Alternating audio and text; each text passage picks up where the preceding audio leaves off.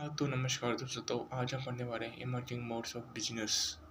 जी हाँ दोस्तों, तो आज हम इसका शायद वन शॉट में ख़त्म कर देंगे, इसको अपन ट्राई करेंगे भी। तो ये आपका अप्रॉक्स 4 मार्क्स का वेटेज रखता है, 4 मार्क्स का वेटेज रखता है, ठीक। और ये आपका चैप्टर नंबर 6 है।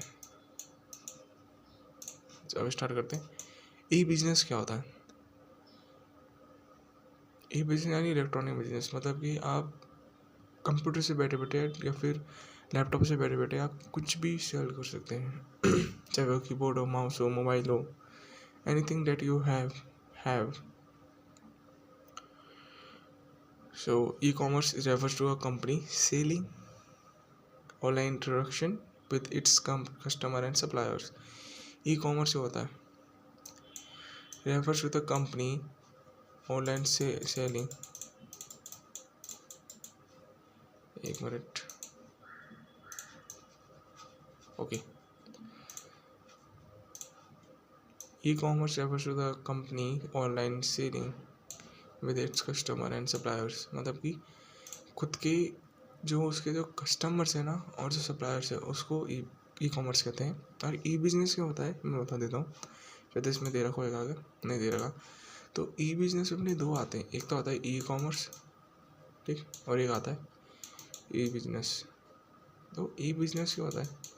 ई बिजनेस होता है कि जब आपकी जब आप कुछ ऑनलाइन सेल कर रहे हो, ठीक, और वो जो प्रोडक्ट है वो डायरेक्ट कंज्यूमर के साथ जा रहा है, कंज्यूमर्स के पास जा रहा है, कस्टमर से कंज्यूमर के पास जा रहा है, सप्लायर से कंज्यूमर्स के पास जा रहा है, उसे अपन ई बिजनेस कहते हैं, इलेक्ट्रॉनिक बिजनेस। और ई कॉमर्स क्या होता है? जब आप ऑनलाइन इंटरेक्शन करते हैं इसके साथ, या ऑनलाइन आप कुछ भी चीज़ को बेचना चाहते हैं कस्टमर्स के साथ और सप्लायर्स के साथ। और ये ध्यान रख के चलना आपकी जो कस्टमर्स और कंज्यूमर्स में फ़र्क होता है। अगर आपको फ़र्क नहीं पता तो आप कल वाली वीडियो देख लेना, या फिर प्ले लिस्ट में एक वीडियो तरीके होगी उसमें से चेक कर लेना। चैप्टर नंबर 1 में मैंने आपको बता दिया था कि कस्टमर्स और कंज्यूमर्स क्या होता है मेनली। अब B2B बिजनेस क्या होता है? ये होता है business to business commerce. Because of two parties have involved in e-commerce transition or business, the term B2B is business to business was coined. A business must engage with several other business to create utility or deliver value. In this business may be suppliers or vendors of various input, or may be a part of distribution channel through which a company distribute items to its client. Example total, ठीक। जैसे कि मैं आपको बताऊं कि business ये होता है कि जैसे कि ई कार्ट नहीं, इसको कहते हैं अपन इंडिया मार्ट है जो कस्टमर से नहीं, जो सप्लायर से कस्टमर को माल बेचता है। देखो ये सप्लायर है, ठीक, ये अपना कस्टमर, और फिर इसके जस्ट नीचे आता है अपना कंज्यूमर। तो इंडिया मार्ट क्या करता है? वो सप्लायर्स होते हैं उसके ऊपर, ठीक।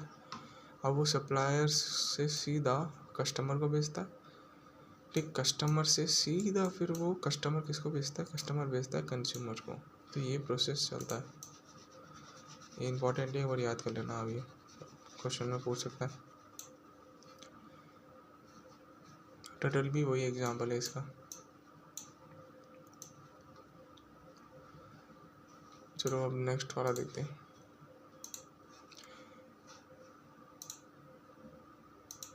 B2C, पहले अपने बिजनेस टू बिजनेस कर लिया, अब बिजनेस टू कस्टमर देखेंगे।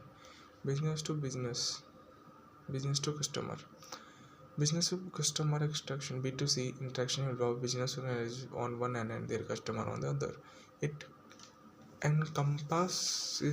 encompasses a wide range of internet marketing operation of such as identify activities, promoting them and occasionally interviewing them. मतलब B2C में क्या होता है? Business to customer.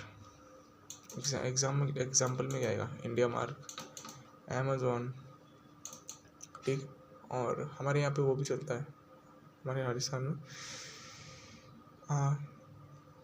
Instant quick. इसमें आपको होलसेल पे माल वगैरह मिलता है, ये दे रखा है। फॉर एग्जांपल अमेजोन, वॉलमार्ट, बस ये रहा बिजनेस टू कस्टमर सीधा।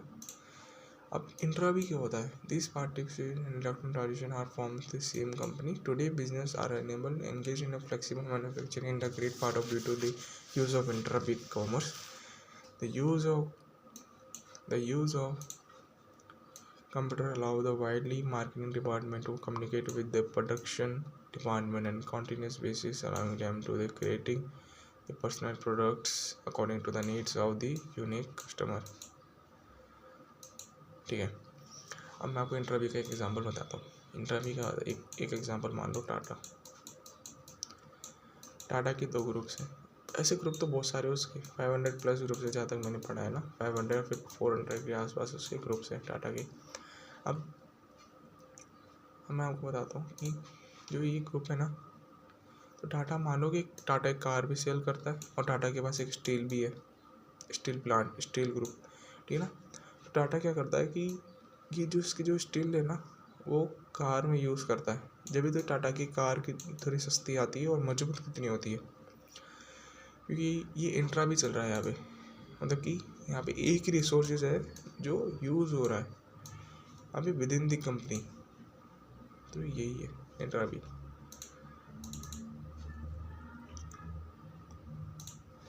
अब कस्टमर टू C2C क्या होता है?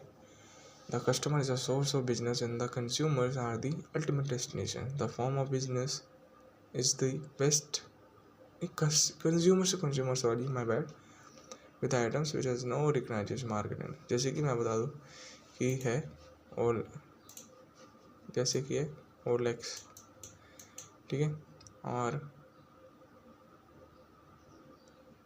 भी क्विकर, ठीक, और ऐसे बुक्स भी है, बुक मार्कर, ऐसे ही एग्जांपल है जो C2C प्रेफर करते हैं, C2C। और इसमें जैसे कि मान लो कार देखो, ठीक, बाइक देखो, और कैशिफाई, ये इसके सब एग्जाम्पल्स ये दे रही है। कंज्यूमर्स तो कंज्यूमर्स होता है मेनली, और कुछ ज़्यादा रहता नहीं है। ओके, तब देखो कि अब बिजनेस की मतलब की फॉर्मेशन डिफरेंस क्या होता है ट्रांजिशन बिजनेस और ये बिजनेस में? सबसे पहले आता है ईज ऑफ फॉर्मेशन। डिफिकल्ट रहता है ट्रांजिशन बिजनेस में, सिंपल रहता है ये बिजनेस में। फिजिकल अपीयरेंस रिक्वायर्ड होती है, रिक्वायर्ड नहीं होती। लोकेशन प्रॉमिसरी होनी चाहिए, इसमें लोकेशन में ज़रूरत नहीं है। कॉस्ट ऑफ सेटिंग अप ज़्यादा ही होती है, इसमें कम होती है। जैसे कि ऑपरेटिंग कॉस्ट इसमें ज़्यादा होती है, इसमें कम होती है। मतलब कि ये मान के चलो आप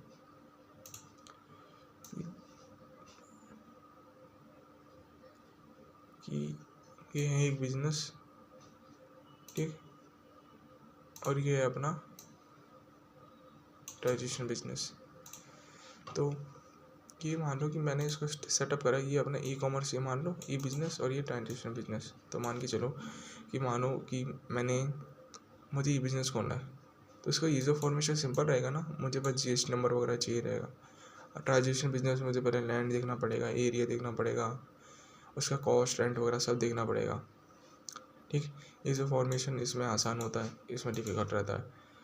फिजिकल अपीयरेंस इसमें होती है, इसमें नहीं होती, ठीक। कॉस्ट ऑफ सेटिंग इसमें हाई होती है, इसमें थोड़ी कम होती है। ऑपरेशन कॉस्ट इसमें थोड़ी ज़्यादा होती है, इसमें थोड़ी कम होती है बिजनेस में। Nature contact with the suppliers with the customer, indirect contact रहता है इनडायरेक्ट के साथ, ठीक। इसमें डायरेक्ट रहता है, इसमें डायरेक्ट, इसमें इनडायरेक्ट। नेचर और internal consumers hierarchical from the top to level management and the middle management. मतलब कि ये टॉप से लेके नीचे तक बॉटम तक जाता है, इसमें कोई हायरार्चिकल वो नहीं है, डायरेक्ट वर्टिकल्स कम्युनिकेशन के। Response time for meeting consumer ज़्यादा बड़ा होता है, फटाफट हो जाती है भाई, इसमें एकदम फटाफट हो जाती है, इंस्टेंट इसमें लंबा रहता है थोड़ा, बहुत लंबा। Shape of organisation structure, vertical tall है रहेगी। तो गाइस मैंने आपको दे रखा है, तो आप ये पढ़ लो कि ये कुछ नहीं। आप स्टार्टिंग की 1 2 3 4 5 6 लाइन के लोगे ना तो आपको बहुत है। ये बता देता हूँ, ये 5 6 इसको हटा देता हूँ मैं। ये 5 6 दे रखे हैं ना, इसको लर्न कर लोगे तो बहुत है आपके लिए। इसका और दे रखा है, ease of going all over कम होता है, ज़्यादा होता है इसमें।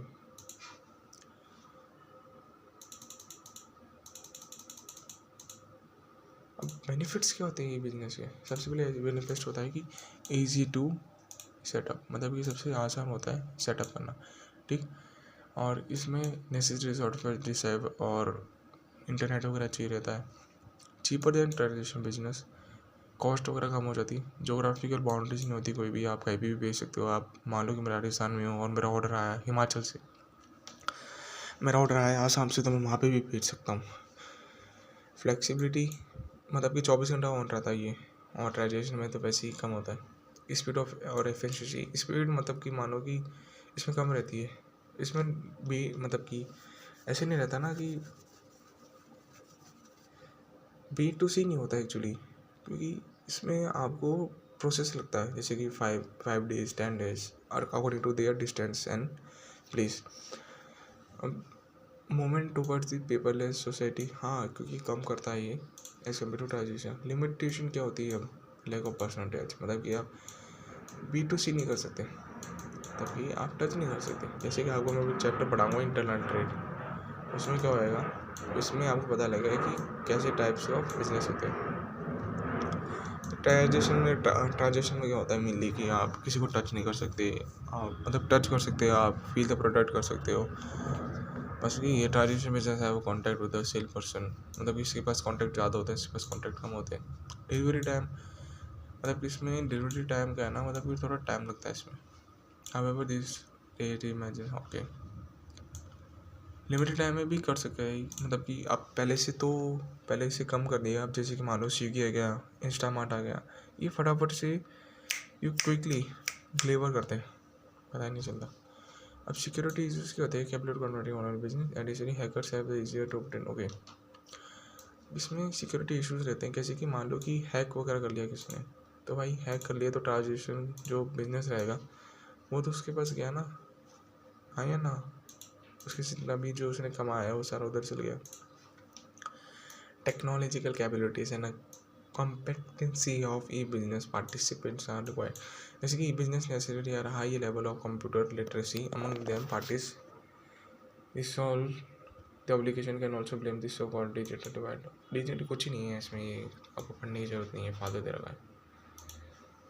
एथिकल, ये भी कुछ ना काम का नहीं है, बस आप पे आँख लगी जाती है, जैसे कि आप क्या बेच रहे हो क्या नहीं बेच रहे हैं बस।